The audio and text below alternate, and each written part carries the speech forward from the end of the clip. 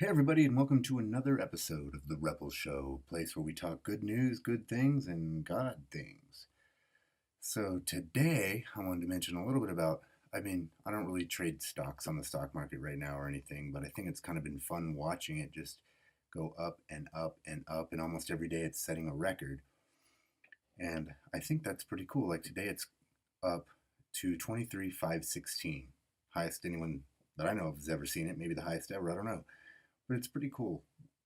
America's rebuilding some wealth. America is becoming a place where prosperity is coming back. When we allow businesses to grow, wealth begins to grow too. And, Christians have a big part to play in a lot of that.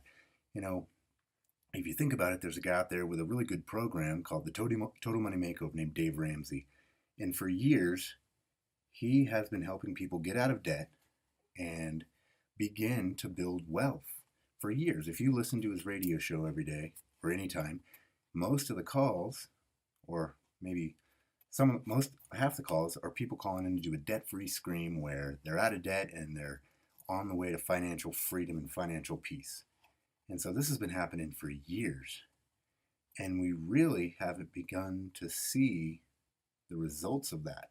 But there's going to be a lot of Christians and a lot of godly and good people out there um, where we're going to have a shift of wealth to those type of people that for the past 15 years or whatever Dave's been doing this, we're going to start to see them emerge, and we're going to start to see wealth shift from like the wicked to the righteous. And the Bible even talks about that. It says that the wealth of the wicked is laid up for the just.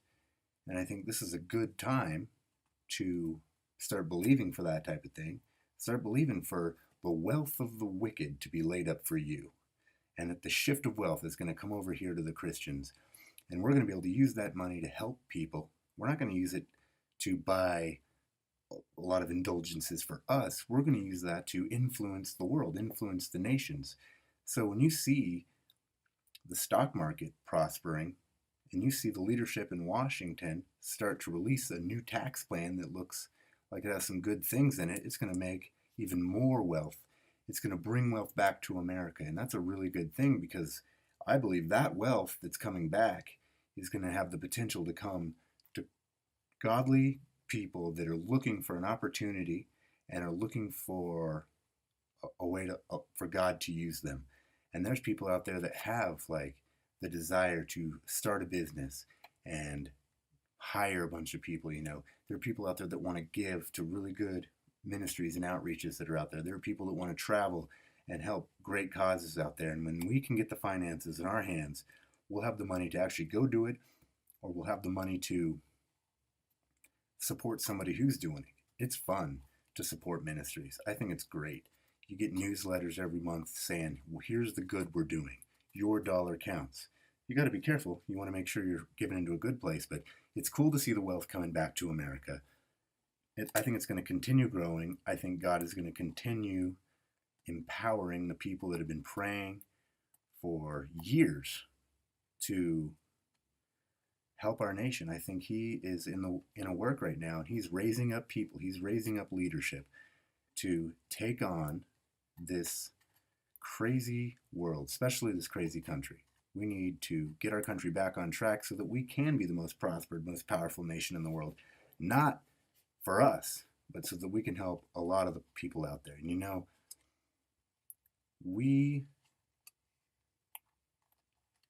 forgot my point.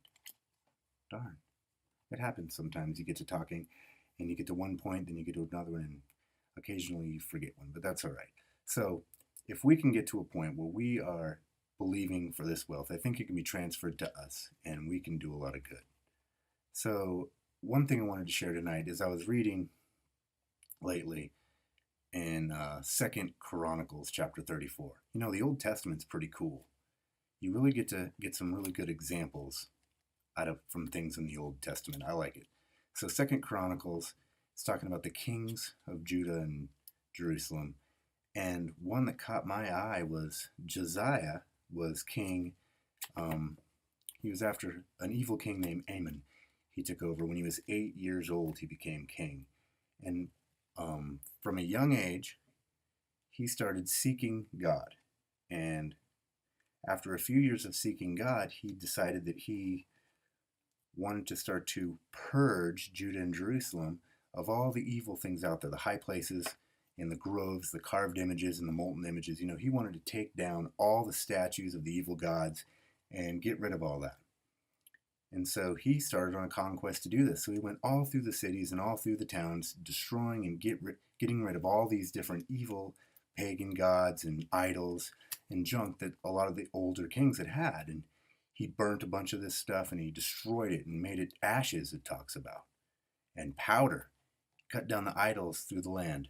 And it took him, once he was done, 7 years to complete this project.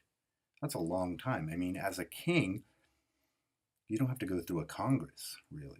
You can just decree something and it's done. So I don't know all the details of how he did that, but if you went and you decided, okay, I'm going to take out all the evil things in the country, all the evil idols and stuff, and it took you 7 years, I mean, that's a long time to have to deal with that stuff. And I think we can look at that as an example of how in our country, we can expect to get our country back to a really on the right track in just one term or 1 year. We've got to have some patience and we've got to do the work.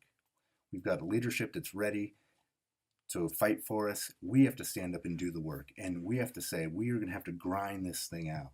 And we're going to have to do our part and everybody do a little bit, everybody do our part, and realize that it's going to take some time. But you know what? We need to have patience and we need to spend the years doing it. We need to vote in our elections. We need to run for Congress. There's businessmen out there that they could separate from their business a little bit and maybe run for an office or something. There's people that can run for a school board. We need to start doing that stuff, getting involved in our community a little bit, getting on committees. Being the light is what we really need to be. When we are the light, the darkness flees. And it may take 2 terms of a presidency or 3 terms of a presidency. It doesn't matter. We don't need to have a set goal on how to do this. We don't need to have a set goal on, well, okay, I'm going to work hard for a year, and if it's not perfect, if it's not heaven on earth, I'm done. No, we got to say, I am going to do my part until it's over, till we die. We live this our entire life. We don't just step in and do something until it's good and then, oh, we're in utopia, we're good to go, let's relax now. No, when you relax, that's when the enemy comes. That's when bad things are allowed to move in. That's what's allowed us to get to where we are, is we relax. We relax. The church relaxed. We can no longer relax anymore. It's too late. We're done. We're at the end. We need to stand up and flex all the muscle we have. We need to sprint as fast as we can, and we need to do it and do it now. And however long it takes, let's start the progress. We have a leadership that's ready to help us.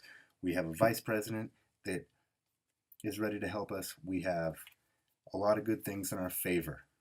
And I think now is the time to start our 7-year reformation of our country and get our country back. And let's do this, because we are Americans. We are America. Let's take it back. Thank you.